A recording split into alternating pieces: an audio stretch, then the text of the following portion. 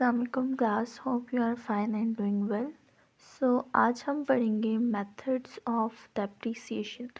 सो basically वैसे तो depreciation के बहुत सारे मेथड होते हैं, बट हम ओनली 4 मेथड जो हैं वो डिस्कस करेंगे।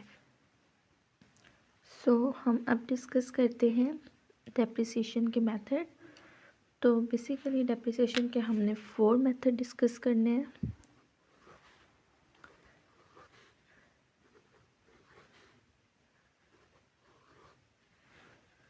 फर्स्ट मेथड है हमारे पास फिक्स्ड मेथड।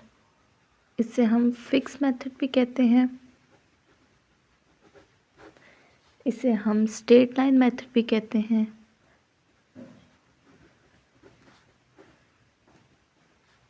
और इसका एक और नाम है, इसको 3 नामों से जाना जाता है। एक फिक्स मेथड, एक स्ट्रेट लाइन मेथड और एक इसका नाम है सिंपल मेथड।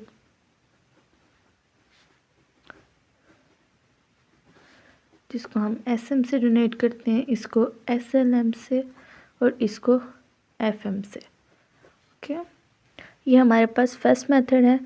सेकंड मेथड जो डेप्रिसिएशन का हमारे पास है वो है डिक्लाइनिंग मेथड।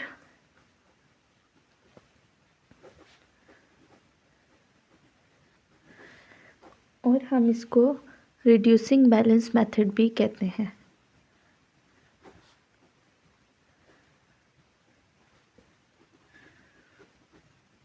इसको हम RPM के साथ डोनेट करते हैं और डिक्लाइनिंग मेथड को DM के साथ।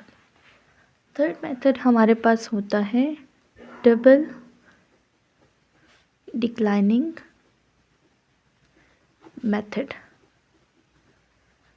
जिसे हम DDMB से डोनेट करते हैं। फोर्थ मेथड हमारे पास होता है मैकर्स मेथड। मैकर्स की हमारे पास फुल फॉर्म होती है MACRS stands for modified accelerated cost recovery system. So MACRS stand for Modified Accelerated Cost Recovery System। ये 4 मेथड्स डेप्रिसिएशन के हम डिस्कस करेंगे इस वीडियो में। And it's very simple and easy method और बहुत आसान है और आपको करने में भी बहुत मज़ा आएगा इन मेथड्स को। So let's start our first method, that is fix method. और इसको हम SLM भी कह सकते हैं या SM भी कह सकते हैं। Okay, so let us start our first method of depreciation। जो हमारा फर्स्ट मेथड है डेप्रिसिएशन का, that is fix method, straight line method भी कह सकते हैं और इसको हम कह सकते हैं simple method.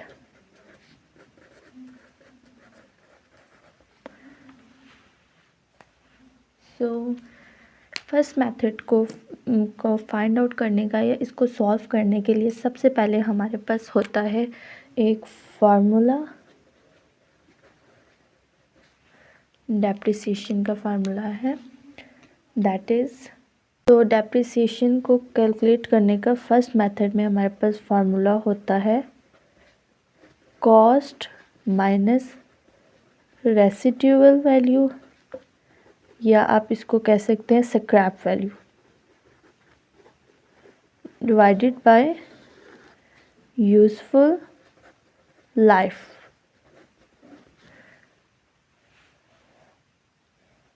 So first of all हमें ये पता होना चाहिए कि कॉस्ट किसको कहते हैं, रेसिड्यूअल वैल्यू किसे कहते हैं, या यूजफुल लाइफ क्या होता है हमारे पास। तो पहले इसका कंसेप्ट अंडरस्टैंड करते हैं, उसके बाद हम इन मेथड को सॉल्व आउट करेंगे। Okay, so let us understand कि हमारे पास अब डेप्रिसिएशन में जो है वो कॉस्ट क्या होता है, what is cost. Okay, so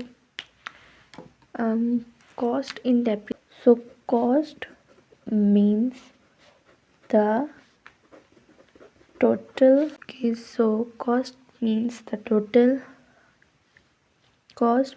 total amount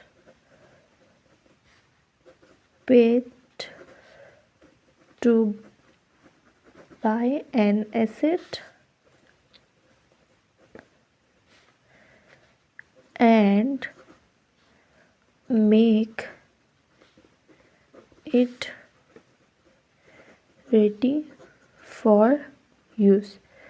cost क्या होते हैं कि हमारी कोई भी टोटल अमाउंट जो हम पे करते हैं किसी भी एसेट को बाय करने के लिए, और उसको and make it ready for use, और उसको हम अपने इस्तेमाल के लिए तैयार करते हैं। ठीक है, इसके अंदर हमारे पास आ सकती है परचेज़ प्राइस भी आ सकती है। ठीक है, कि हम लोगों ने कितने की ली। उसके अलावा हमारे पास इसमें इंस्टॉलेशन एक्सपेंसेस आ सकते हैं कि हमारी इंस्टॉलेशन प्राइस क्या है पर मंथ, और उसके अलावा अदर एक्सपेंसेस आ सकते हैं जो कोई भी हमारे किसी भी एसेट को बाय करने में अदर एक्सपेंसेस आ जाते हैं। ठीक है, अब इसके लिए आपके पास एक एग्जांपल हो सकती है। अगर आप इसकी एक एग्जांपल देखें कॉस्ट की। ठीक है, आपके पास फॉर एग्जांपल मैंने जो है वो a machine is bought, a machine is bought for rupees कितने में खरीदी मशीन, 1,00,000 में। ठीक है, अब ये तो हमारे पास मशीन की कॉस्ट होगी ना कि मैंने कितने में बाय की, बट हमारे पास मशीन के अंदर, अब मशीन मैंने बाय की, सिर्फ मशीन तो नहीं होगी ना। अब मशीन मैंने अपने ऑनलाइन फॉर एग्ज़ाम्पल मैंने ऑनलाइन ऑर्डर किया मशीन, तो अब वो मेरे घर तक आएगी। तो मेरे घर तक आते हुए कोई ट्रांसपोर्टेशन चार्जेस, या फॉर एग्ज़ाम्पल मैं किसी शॉप से भी मशीन जो है वो लेके आ रही हूँ, तो मेरे घर तक आते तक उसको कोई ना कोई ट्रांसपोर्टेशन चार्जेस भी होंगे। तो लेट के हमारे जो ट्रांसपोर्टेशन चार्जेस हैं जो मशीन को मेरे घर तक आते हुए लगेंगे वो हैं 5,000। और हमारी जो इंस्टॉलेशन है, जो फॉर एग्ज़ाम्पल सम टाइम हम लोग जो है ना एट वेरी फर्स्ट कोई भी अमाउंट पे करते हैं, कोई भी प्रोडक्ट जो है ना बाय कर लेते हैं। ठीक है, तो बहुत फर्स्ट पे हमें एक अमाउंट पे करनी होती है जो कि एक्चुअल प्राइस से हट कर होती है किसी भी चीज़ से। तो वो हमारी इंस्टॉलेशन जो है वो हमारी होगी फॉर एग्ज़ाम्पल 5,000 हमारे ट्रांसपोर्टेशन चार्जेस हो गए। ठीक है, और इंस्टॉलेशन चार्जेस हमारे हो गए 5,000। तो इन तीनों को मिला के एक मशीन की कॉस्ट को मिला के, एक ट्रांसपोर्टेशन चार्जेस और एक इंस्टॉलेशन चार्जेस को, इन तीनों को मिला के जो हमारे पास बनेगी टोटल कॉस्ट, वो कितनी होगी, 1,10,000। और यही हमारे पास जो है वो कॉस्ट आ जाएगी। किसी भी एसेट की कॉस्ट आपने फाइंड करनी हो तो वो आप ऐसे फाइंड करेंगे, जितने भी उसके अंदर एक्सपेंस आ रहे हैं या जो भी चीज़ उसके अंदर इंक्लूड हो रही है एसेट के अंदर, उसको सम करके आप जो है किसी भी एसेट की कॉस्ट फाइंड करें। सो होप सो आपको कॉस्ट का कॉन्सेप्ट जो है वो क्लियर हो गया होगा। अब हम करेंगे रेसिड्यूअल वैल्यू क्या होती है हमारे पास, ये स्क्रैप वैल्यू भी आप इसे कह सकते हैं। सो हम ये जानेंगे कि ये हमारे पास क्या होती है। बस रेसिड्यूअल, या हम क्या कह सकते हैं इसको, स्क्रैप वैल्यू। तो हम इसको देखेंगे, इसके कॉन्सेप्ट को एक्सप्लोर करेंगे कि हमारे पास रेसिड्यूअल या स्क्रैप वैल्यू हम बेसिकली कहते किसको हैं।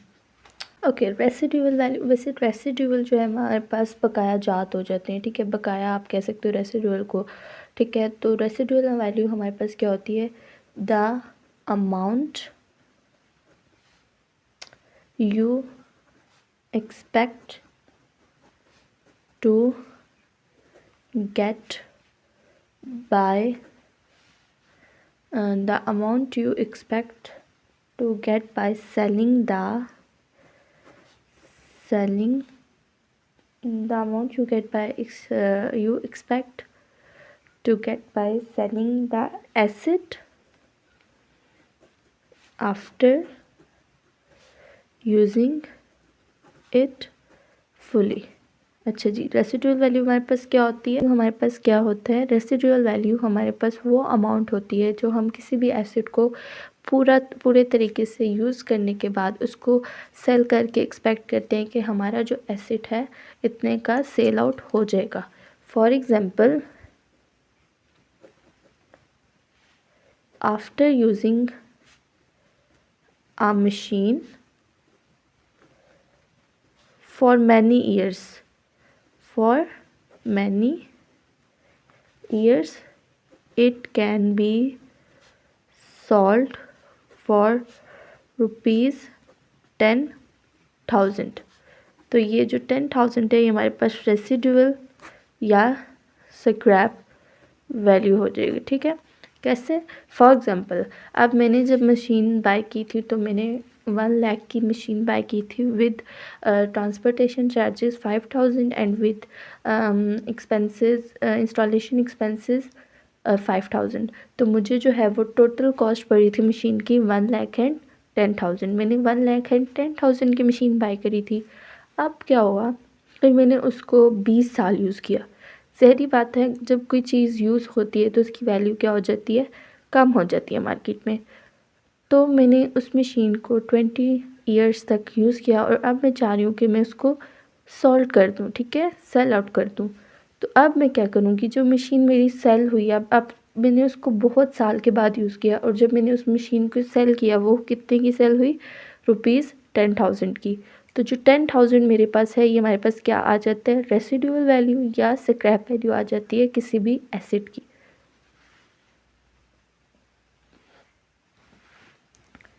सो होप सो कि आपको रेसिडुअल और स्क्रैप वैल्यू का कॉन्सेप्ट भी क्लियर हो गया होगा। अब हमारे पास जो तीसरा कॉन्सेप्ट है वो हम लोगों ने देखना है कि यूज़फुल लाइफ क्या होती है। ठीक है, सो तीसरा कॉन्सेप्ट हमने क्या देखना है? हमारे पास यूज़फुल लाइफ क्या होती है। ओके, सो यूज़फुल लाइफ क्या होती है अब हम अंडरस्टैंड करेंगे कि what is useful life in depreciation. So useful life is the period of useful life is the period of time an asset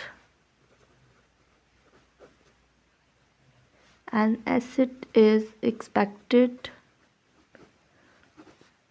to be used in business. So useful life क्या होता है कि वो period of time होता है कि एक asset expect करता है कि हमारे बिज़नेस में इतने वक्त तक जो है ये चीज़ रन करेगी। और it can be in times e.g. 5 year, it can be in times, example 5 years or 10 years, or it can be in units, example 50,000। So useful life क्या होती है? वो पीरियड ऑफ टाइम के एक एसेट एक्सपेक्ट करता है कि भी कोई भी चीज़ बिजनेस में चलेगी। अब इसके पास एग्जांपल मैं ले सकती हूँ इसमें कि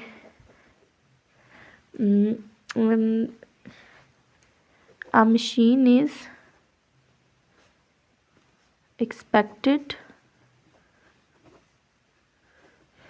to be used for 10 years। अब ये मेरे पास क्या है? इसकी यूज़फुल लाइफ है। फॉर एग्ज़ाम्पल, मैंने एक अब मशीन बाय की है, ठीक है, और मैं चाहती हूँ कि वो कब तक चले। ठीक है, इसमें फॉर एग्ज़ाम्पल मैंने एक जो मशीन बाय की थी, ठीक है, अब मुझे बताया गया है कि ये आपकी मशीन जो है वो 10 साल तक चलेगी। तो वो 10 साल क्या है? उसकी यूज़फुल टाइम है कि किस पीरियड ऑफ टाइम तक एक एसेट जो है वो रन करेगा, वो चल पाएगा और वो हम उसको बिज़नेस में यूज़ कर पाएंगे। फॉर एग्ज़ाम्पल, इन बिज़नेस की सेंस, फॉर एग्ज़ाम्पल, अगर मेरा कोई भी बिज़नेस है उसके लिए मैंने अगर प्रिंटर ही बाय की है, ठीक है। तो मैं उनसे मशवरा लूँगी, मैं मतलब उनसे एडवाइस पूछूँगी कि इस बात की इंफॉर्मेशन लूँगी कि मेरा जो ये प्रिंटर है इसकी यूज़फुल लाइफ क्या है, ये कितने साल तक वर्क करेगा या कितने यूनिट्स प्रोड्यूस करेगा। ओके, यहाँ पे जो यूनिट्स का कॉन्सेप्ट है आपको कंफ्यूज कर रहा होगा कि यूनिट्स क्या है, तो इसको भी मैं आपको एक्सप्लेन कर देती हूँ कि यूनिट्स क्या है। ठीक है। सो बेसिकली अगर फॉर एग्जांपल मैंने प्रिंटर बाय किया तो मैं उसके बारे में कहूँगी कि ये प्रिंटर कितनी इसकी यूज़फुल लाइफ है, कितने ईयर्स तक वर्क करेगा और ये कितने यूनिट्स प्रोड्यूस करेगा पर ईयर। सो यूनिट्स देखते हैं हमारे पास बेसिकली कि यूनिट्स क्या होते हैं। यूनिट्स क्या होते हैं हमारे जो है ना, एसिड कितना काम करेगा, एसिड कितना काम करेगा या कह सकते हैं हम कि कितनी प्रोडक्शन देगा। फॉर एग्ज़ाम्पल देगा कितना काम करेगा एसिड हमारे पास, या तो हमें कितनी प्रोडक्शन देगा।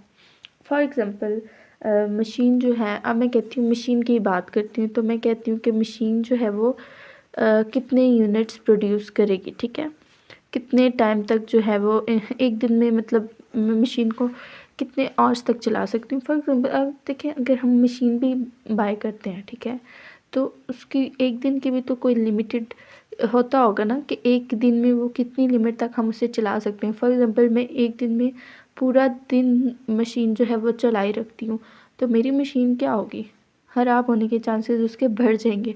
एक दिन, 2 दिन, 3 दिन, चौथे दिन वो क्या हो जाएगी, ख़राब हो जाएगी। तो इसलिए ये यूनिट्स हमारे पास होते हैं कि हमारी जो कोई भी चीज़ है, हमारी कोई भी एसिड है, वो कितने टाइम तक, कितने लॉन्ग टाइम तक वर्क करेगा। ठीक है। जैसे कि व्हीकल है, तो व्हीकल्स में आ जाते हैं आपके पास कि कितने किलोमीटर्स यूनिट प्रोड्यूस करेगी। उसके बाद प्रिंटर आ जाते हैं कि प्रिंटर पर डे कितने जो है वो पेजेस प्रिंट कर सकता है, ये एबिलिटीज़ होती हैं। ठीक है। और जनरेटर भी आ सकता है आपके पास, इस एग्जांपल में जनरेटर के आप कितने और इसको यूज़ कर सकते हैं। ठीक है। तो ये हमारे पास क्या हो जाते हैं, किसी भी एसिड के यूनिट्स आ जाते हैं। होप सो आपको यूनिट्स का भी कॉन्सेप्ट क्लियर हो गया होगा। सो अब हम करेंगे, हमने यूनिट्स भी पढ़ लिया, हमने fixed method, straight line method, cost, residual, scrap value और यूज़फुल लाइफ भी पढ़ ली, और यूनिट्स के बारे में भी सीख लिया कि यूनिट्स क्या होते हैं। ये कॉन्सेप्ट तो आपको डीपली अंडरस्टैंड हो गया होगा। ठीक है। येस और नो कमेंट्स में आपने मुझे बताना है कि आपको कॉन्सेप्ट डीपली अंडरस्टैंड हुआ है। येस में कमेंट करना है या नो में कमेंट करना है। इसके बाद हम अब डेप्रिसिएशन का स्केड्यूल पढ़ेंगे और डेप्रिसिएशन को स्ट्रेट लाइन मेथड से सॉल्व आउट करेंगे।